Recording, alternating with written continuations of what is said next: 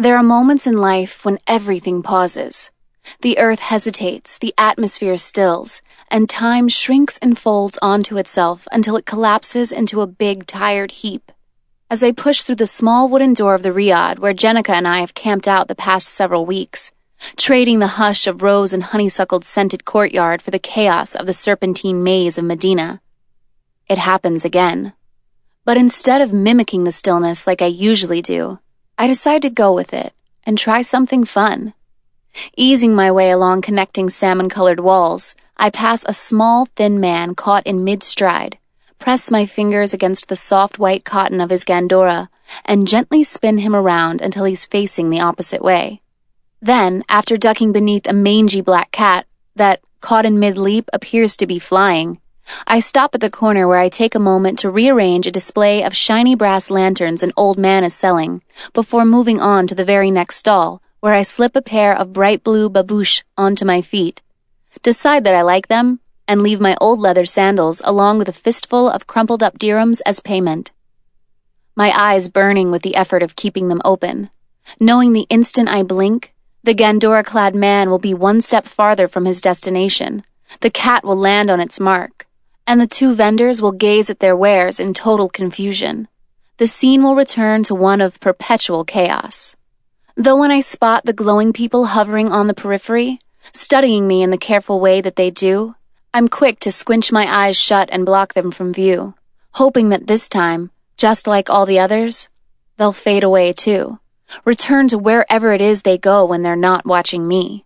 I used to think everyone experienced moments like that, until I confided in Jenica, who shot me a skeptical look and blamed it on jet lag. Jenica blames everything on jet lag. Insists time stops for no one, that it's our job to keep up with the frantic forward march. But even back then, I knew better. I've spent my entire life crossing time zones, and what I'd experienced had nothing to do with a whacked-out body clock. Still, I was careful not to mention it again. I just waited quietly, patiently, hoping the moment would soon return. And it did. Over the past few years, they've been slowly increasing until lately, ever since we arrived in Morocco, I've been averaging 3 a week. A guy my age passes, his shoulder purposely slamming into mine, his dark eyes leering in a way that reminds me to arrange my blue scarf so that it covers my hair. I round a corner, eager to arrive well before Vane, so I can catch the Jama Alfana at dusk, banging into the square where I'm confronted by a long line of open-air grills bearing goats and pigeons and other unidentifiable meats, their skinned and glazed carcasses rotating on spits, shooting savory clouds of spice-laden smoke into the air, the hypnotic lull of the snake charmer's tune emanating from cross-legged old men perched on thick-woven mats, playing their punjas as glassy-eyed cobras rise up before them, all of it unfolding to the spellbinding pulse of the Nua drums that continuously thrum in the background, the soundtrack for the nightly resurrection of a bewitching square returning to life. I take a deep breath, savoring the heady blend of exotic oils and jasmine as I cast a final glance around, knowing this is one of the last times I'll see it this way. The film will wrap soon, and Jenica and I will be off to whatever movie on whatever location requires her services as an award-winning makeup artist. Who knows if we'll ever return?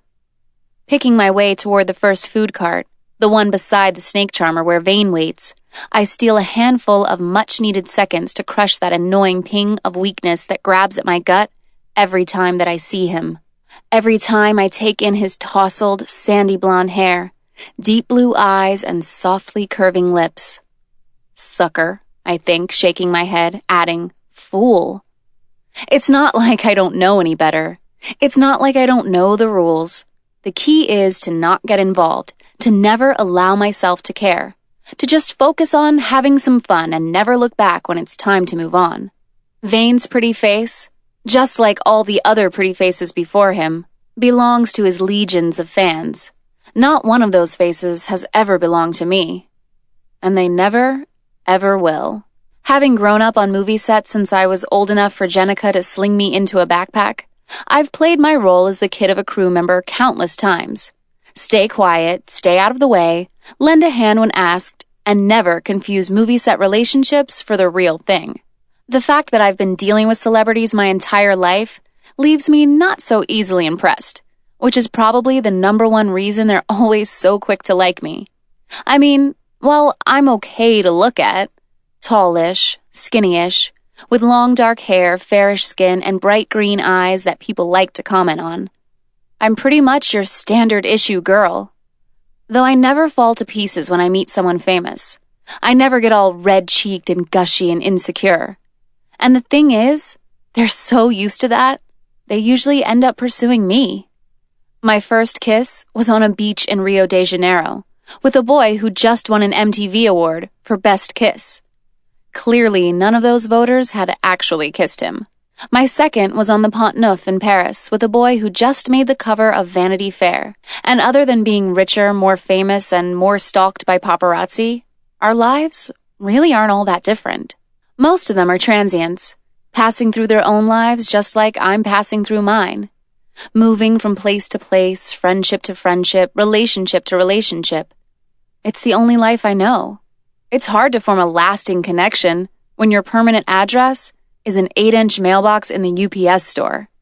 Still, as I inch my way closer, I can't help the way my breath hitches, the way my insides thrum and swirl.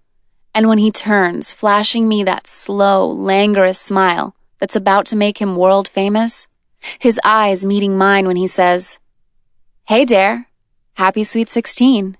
I can't help but think of the millions of girls who would do just about anything to stand in my pointy blue babouche.